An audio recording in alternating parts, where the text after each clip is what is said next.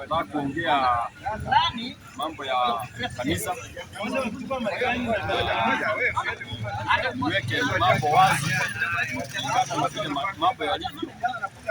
Kwanza niseme kabisa nchi ya Kenya imesama, na imesama sababu hatuko ya moja, na ukabila mingi sana na ukabila imeingia kila sekta, na watu wanafikiria eti kuwa na rais mwenye anapenda sehemu zingine anachukia sehemu zingine sababu hawaungi mkono. Hiyo sio solution, sababu nimeona mara mingi kwa nyingi ya mkono wanaenda pande nyingine. Hapa nimesikia jamaa akisema Kinyaza kuna maendeleo, wanasema walifika Singapore. Unajua hawa watu wa Nyanza wako na wivu mwingi sana. Kwanza wanajua hawana kiongozi pale tu. So the option ni Kasongo. Hiyo ndio option yao, sababu yule walikuwa wanachagua Raila.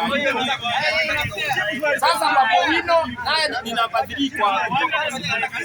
Sasa hawana kiongozi, na hii maneno nikilinganisha na vile mambo ilivyo, Ruto anajaribu kusuppress kila mtu, anajaribu kusuppress yule mtu ambaye anaona ana uwezo pale juu, anamhudumisha, anamfanya hayuko, anamwekea watu wa kumkimbiza. Niseme hivi, kuna kanisa siku hizi haiongei, hata ni kama kanisa iko Kenya hakuna, ukilinganisha na wakati wa akina Muge na wale akina John Joe. Hao watu walikuwa wanaongea mambo ya serikali sana na wanakosoa serikali na wanaipanga, lakini sababu ya kanisa siku hizi, kanisa ilikula na mwizi. Unajua ukikula na mwizi hauwezi mpeleka kotini, huwezi kushika. Ukicompromise na mwizi yako imeisha. So kanisa ilicompromise na mwizi Ruto, na hiyo mambo haiwezi fanya kanisa iongee. Kanisa haiwezi ongea kabisa. Saa hii ni kama kanisa NCCK ni kama hata hatujui uongozi yake ni gani, ni nani anaongoza NCCK. Hiyo kamiti ya kanisa hatujui ilienda wapi, na kanisa mtaumia pamoja na raia, sababu ile finance bill inakuja inasema kanisa ukihubiri usihubiri kando na kanisa yako, usihubiri ati ukipointi mtu mwingine, uhubiri kwako kwa nyumba. Katika hii finance bill inakuja hivyo, na hiyo finance bill inaletwa na hao wazungu. Si Ruto anaitengeneza, inatengenezewa huko nje, inakuja hapa Kenya finance bill. So nikisikia watu wakisema hapa ati Ruto ataingia atabomoa akina Kalonzo na akina Matiang'i, msahau sana.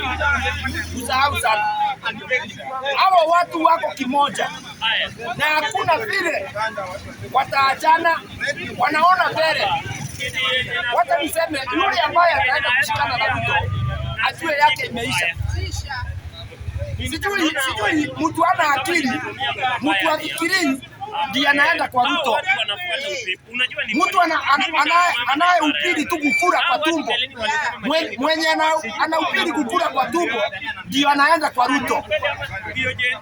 Angalia shule imeharibiwa. Unajua kwa nini watoto wanachoma shule?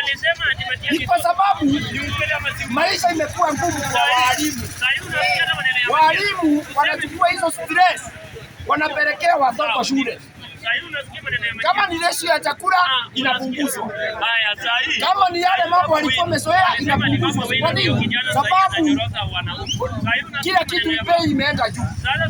Na itaendelea hivyo, mtaona watoto watakuwa uncontrollable. Watoto wataweza kukontroliwa na mtu yote, sababu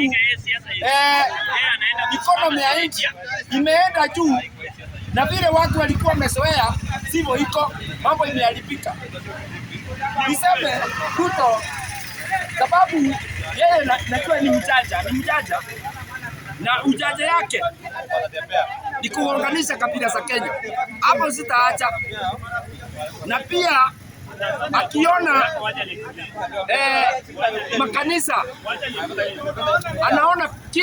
anaona mahali pa kufanyia kampeni.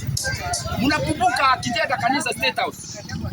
Hiyo kanisa alijenga State House ilikuwa ya kuficha silaha pale. Saa hii mmesikia anatembea akisema ako na kikosi ana train huku kwake ya jamii moja. Hii kikosi ana train hapa kwake wamepewa bunduki. Unajua watu wanaona nikiongea kwa mbuke wanafikiria ni kuchukia, tunachukia watu wengine. Sisi hatuchukii watu. Tunataka kusema ukweli ujulikane. Ukikaa mahali huko 2027 ikifika usiseme huko ambiwa, mtakimbia mbio wa Kenya. Mtakimbia mbio. Jamaa hako na kikosi hapa. Hako na kikosi hapa ambayo imepewa bunduki. Na mimi nasemanga hivyo hapa sababu unajua Mkenya mwenzangu akiumia ni mimi naumia. Huyu ni mtu tumezoeana na yeye. Na tabia hawezi kuwa mwenda wa simu aseme Ruto ametrain kikosi. Hawezi. Huyo ni mtu amekuwa kwa administration na ako na ukweli tosha. Ako na evidence ya juu. Kwa hivyo wa Kenya mjue Ruto amefanya uchaguzi umeisha na njia ya nyuma ya ukora. Mimi ndio kwa sababu ndio nitarudiana tena. Wakenya msikubali kwenda uchaguzi na Ruto. Msikubali. Mimi kama Ruto ataenda uchaguzi, mimi sitavote. Sababu kwa nini? Yeye tayari ashajua ni nini anafanya. He knows what he's doing. Na kwa udadisi tumejua ile bibi ya rais kujipea mamlaka na kupitisha mbili wakati watu hawajui wako kwa shughuli zingine. Kama saa hii yuko kuna kitu inafanyika hapa Kenya na itafanywa na serikali, na hii kitu anatorokanga kuyafanya jambo. Tushajua hivyo ikifanyika isemekananga ya unajua ujanja ile yako nayo tushaijua kabisa na tunaielewa. Kwa hivyo mahali anapitia sisi tushafika kitambo, bwana rais, tushafika hapo mbele kitambo. Kwa hivyo msikuuze ile serikali inafanya. Kenya ikianguka hakuna mtu atabaki salama. Ninasema hakuna. Saa hii umesahau mambo ya mafuta. Mafuta ilikuwa watu walikuwa naweza demonstration. Imeenda wapi? Hiyo ni Ebola. Watu walikuwa naenda maandamano. Iko wapi? Atukulisema ni ya kabila moja, ni ya Kikuyu ndio wanaenda maandamano. Sasa niulize, hiki ni ya mtu ni ya kabila moja. Ugonjwa ikija itajua kabila, itajua huyu ni Mjaruo, huyu ni Mkikuyu. Hakuna Ebola ikija inavamia wote. Na hapo ndio tunaelekea. Sababu Ebola ikija itajua huyu ni mkabila gani, itakula wote. Sasa tunaona manugu wengine wanasema ati huyu jamaa ati hii saini iliwekwa na Uhuru nani? Uhuru aliweka mambo ya corona, si mambo ya Ebola. So niambie watu waache upuzi, wajue ni nini wanafanya, na wajue huyu kiongozi anatafuta mbinu yoyote Kenya kuwekwe lockdown, kuwekwe curfew kabla ya 2027 kusikuwe na uchaguzi. Hiyo ndio anapanga, na atatafuta namna yoyote watu hata kama ni hiyo Ebola anaweza import, anaweza itoa huko Kongo na ilete huko, ndio kukuwe na curfew, usiende uchaguzi na kama sheria ya uchaguzi inasema hivi.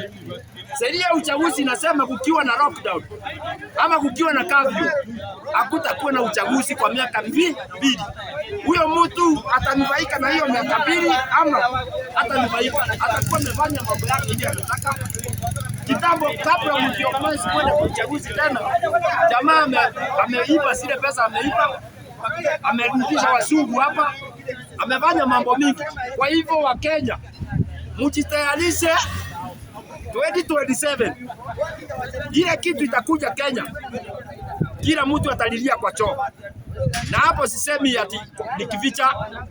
Wale watu wanasema arudi, hiyo tutam itakuwa machozi, hiyo tutam itakuwa kifo, hiyo tutam.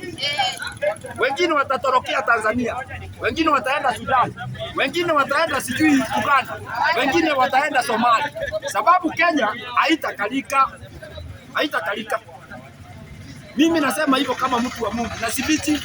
Unajua mtu anaweza fikiria tunakuja hapa na mili, hatuna mili hapa. Hapa tunakuja kusema ile kitu ipo, wakusikia asikie, wakukosa kusikia asisikie. Yule ako town ajitayarize 2027 atoke mapema. Arudi Masamba, town hakutakalika, wacha nisiwabiche. Town hakutakalika. Yule amebeba mtoto aenda nyumbani mara moja. Hiyo ni nawaachia. Asante.